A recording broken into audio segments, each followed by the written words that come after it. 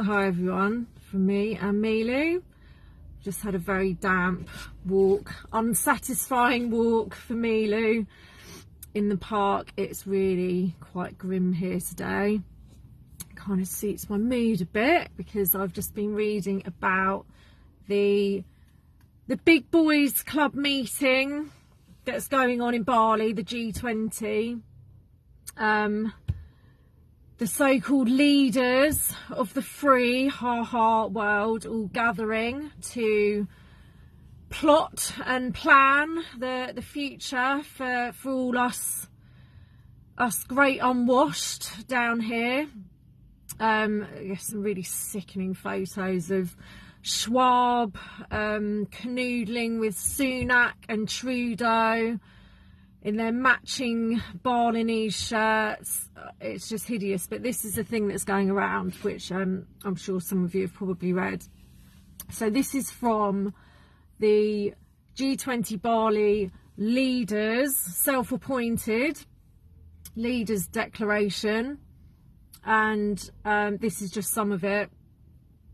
We support efforts to strengthen prevention and response to future pandemics that should capitalise and build on the success of the existing standards and digital COVID-19 certificates. I don't know about any success there, but still. We acknowledge the importance of shared technical standards and verification methods under the framework of the IHR, in brackets 2005. I'm not entirely sure what that stands for. You can find out. To facilitate seamless international travel, interoperability, and recognising digital solutions and non-digital solutions, including proof of vaccinations. And I notice that they don't specify which vaccinations either. So this would basically, you know, if this goes through, if this becomes how things work across the world, really, that's the intention. It could be any old vaccination, couldn't it, that's specified under the government. This is the thing with these things, they're always so intentionally vague and all-encompassing. So literally anything could be introduced under the guise of this, and you notice that it's all digitally based. It's all this push towards AI running things. I was thinking earlier about, you know, as people, more and more people wake up to what's going on and how many freedoms are being taken away, and this just absolutely tyrannical control over all aspects of our lives. And currently it's very dependent on us to run these things for them.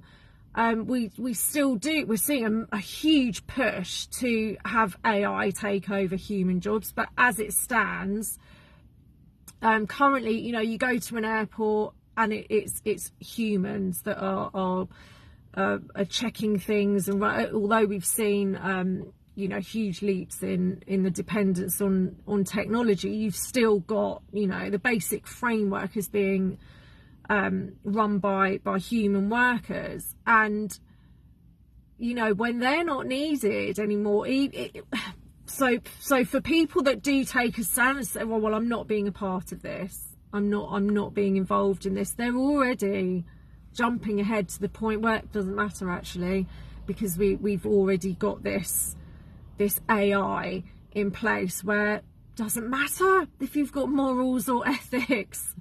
It doesn't matter anymore because we've got something in place there that has none of that. It's completely void. It's literally just boop, yes, or boop, no, and that's it. You can travel or you can't, all of these things. You know, and are we surprised that they're still trying to push ahead with this? We saw vaccine passports kind of fail and flounder here in the UK. And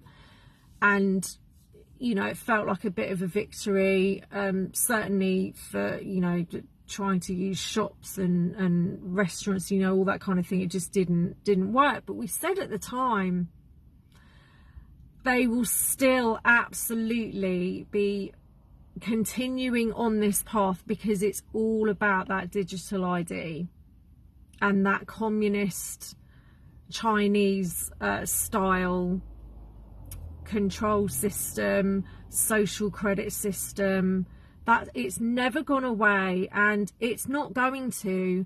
These psychopaths will not stop.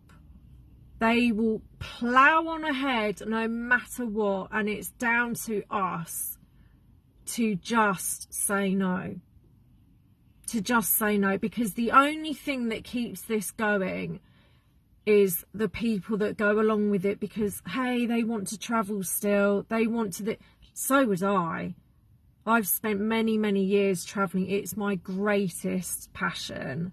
But there is no way on earth that I would sell my soul to be able to hop on a plane again, which half the time you probably sit there terrified that it's about to plummet out of the sky for reasons that we know all too well.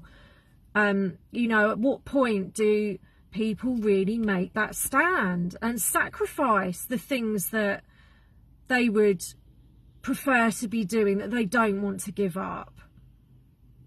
I think until that happens, this is the battle, really, isn't it? Because that is what keeps this in motion, is the sheer number of people that are willing to go along with this, to have what they think is a normal or enjoyable life. It's gone.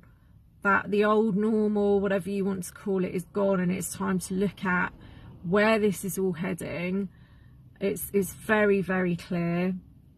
And yeah, with declarations like this coming out, nothing's changed with their direction. They might tweak things a little bit. They might have to, you know, just slightly change this or that in line with how things are being received. But in the end, they have their goal, and nothing is going to stop them other than us, because it's us, we the people, who this is being perpetrated against.